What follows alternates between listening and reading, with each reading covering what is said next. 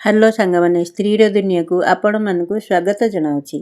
आज मु आपण मानकु कंचा मुग डाली बतुरेकी किपरि तरकारी बनेची से उपरे आपण मानकु जणेबी।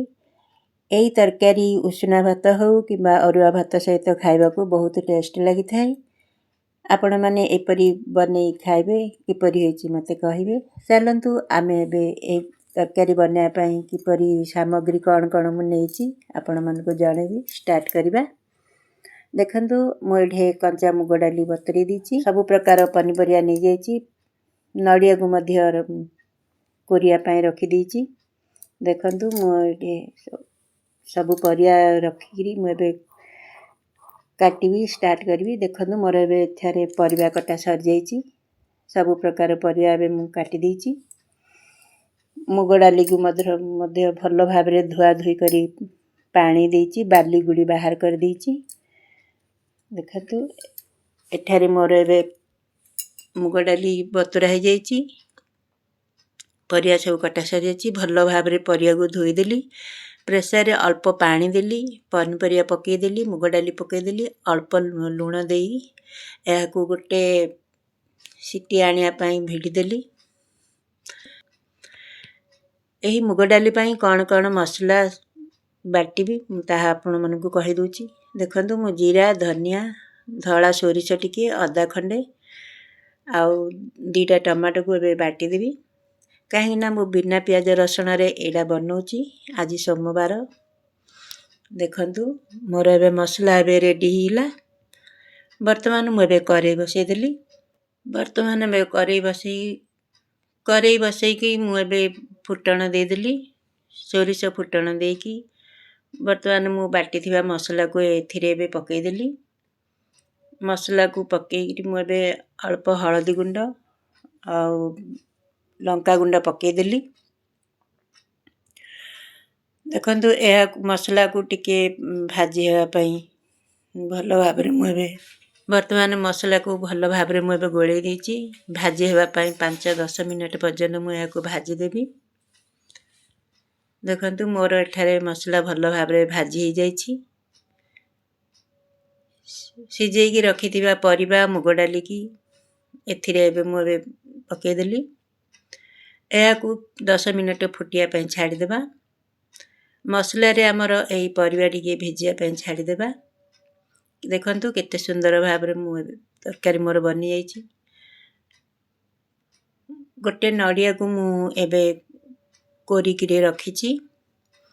एबे एही नडिया कोरा को एथिरे मु पकई देबी।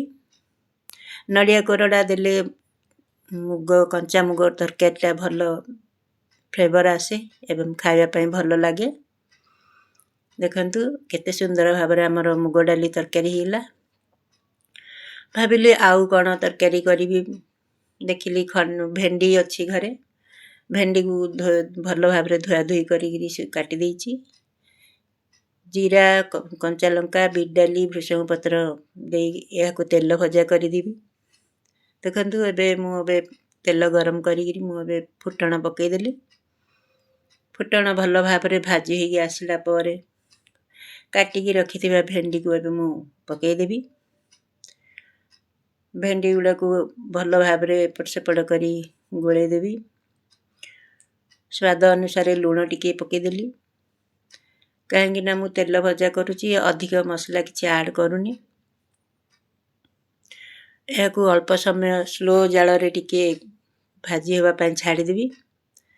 देखंतु 5-10 मिनिट हैला परे एहा को घोड़णी बाहर करी भल भाबरे गोळेई देइची। केते सुंदर हमर भेंडी भजा एबे हो जाईची।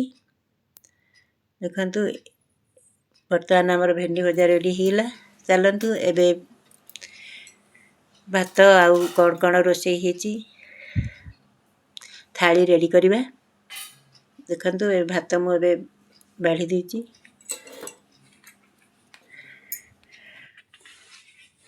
सांग माने मु एठारे आउ आज डाली किछि बनेइनी। डाली बदल रे आज मु दही को फुटेई देइछि। एठारे दही को भृषंग पत्र बीट डाली पानमोहरी जीरा सोरिष पकईकरी मु एबे दही बघारी देइछि फुटण गोळेइबा पई। आमर मुग डाली तरकारी तो होती डाली टाइप रो भेंडी भजा को दही फुटण मुग तरकारी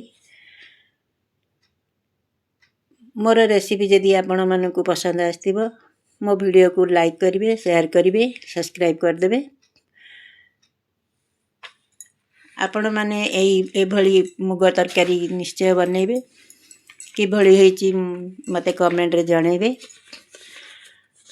मो वीडियो जदि आपण मानकु पसंद आसथिबो लाइक करदेवे शेयर करदेवे सब्सक्राइब करदेवे एई भली वीडियो मु नुआ नुआ वीडियो नेगिरी आसंता वीडियो रे आसीबी आपण मानकु जदि मो वीडियो पसंद आसथिबो मते निश्चय लाइक करिवे पुणी नुआ नुआ वीडियो नै आपण मानक पई आसीबी रहउची धन्यवाद।